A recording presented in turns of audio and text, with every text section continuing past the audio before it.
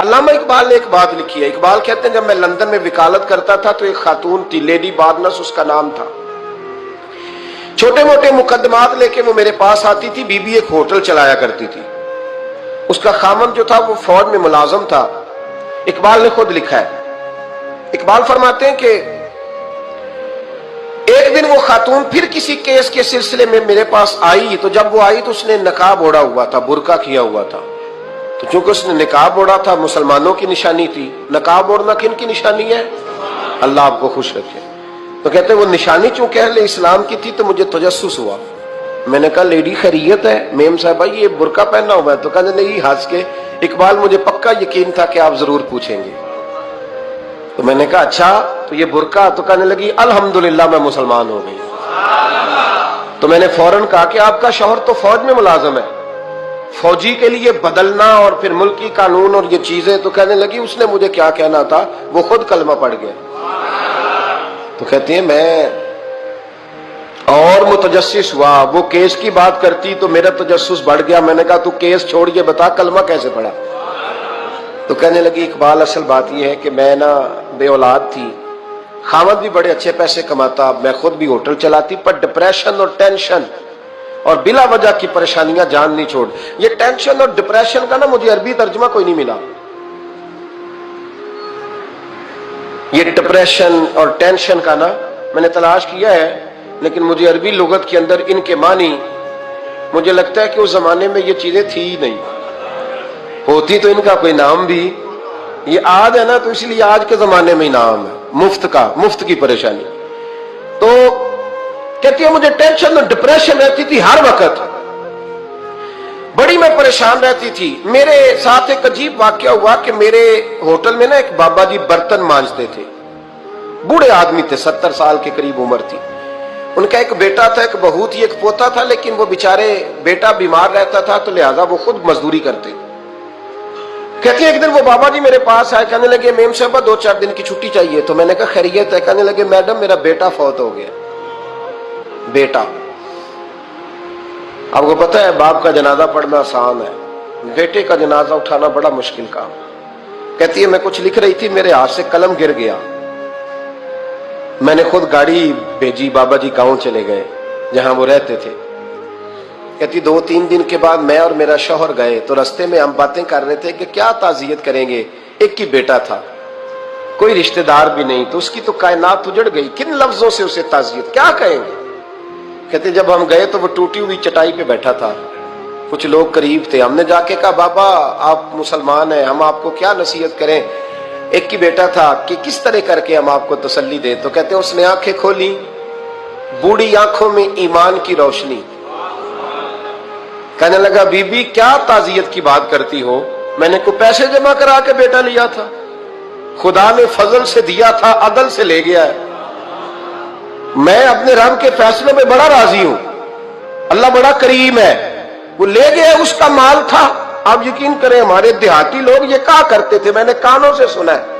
ایک بوڑھے آدمی کا ایک دفعہ بیٹا فوت ہو گیا تو کسی نے اس سے کہا بابا چھوٹی عمر میں بچہ چلا گیا تو مجھے لفظ نہیں بھولتے. کہنے لگے پتر اللہ دی فصل ہے، کچی وڈے تامی ہو دیئے.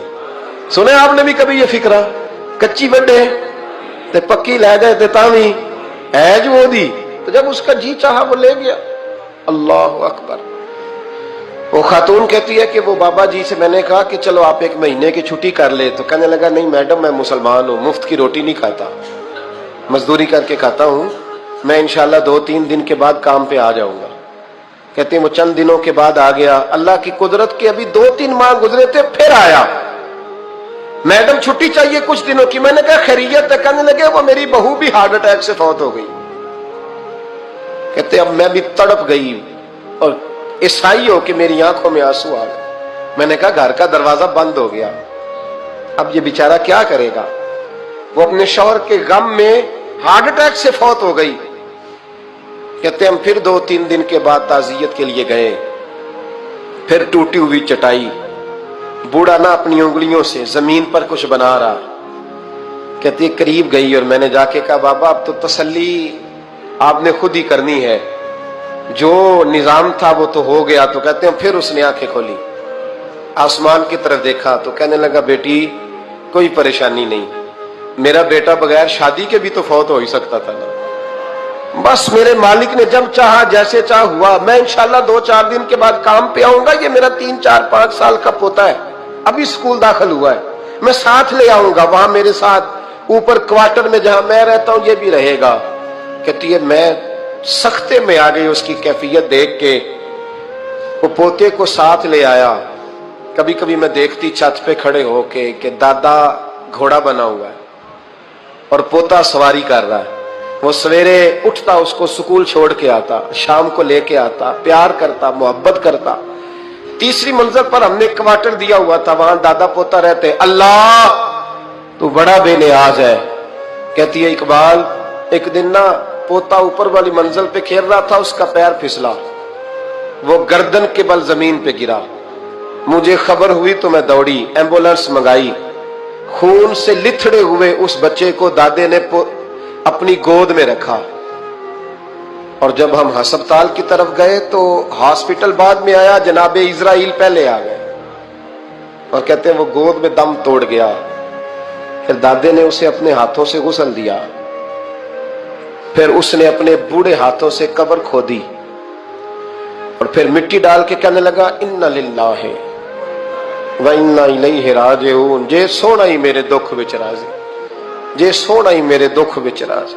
फिर सुख नु चुल्ले डावा। कहती वो मिट्टी डाली उसने और जब वो वापस पलटा तो मैं बाजू से थाम के होटल करीब लाई और मैंने उसके करीब कहा कि बाबा तू टूट गया है, तू बिखर गया है। मुझे महसूस होता है कि अब ना तेरी रातें और तेरी सुबहें और तेरी शामें गमों में गुजरेंगी। तो कहते हैं यूं उसने हाथ रखे और यूं आंसू छटक दिए। कहने लगा मैडम क्यों क्यों, मेरे अंदर कोई अकीदा नहीं, मैं कोई लवारस हूं, मेरा कोई रब नहीं, मैं क्यों परेशान रहूंगा, मैं तो पका हुआ फाल हूं।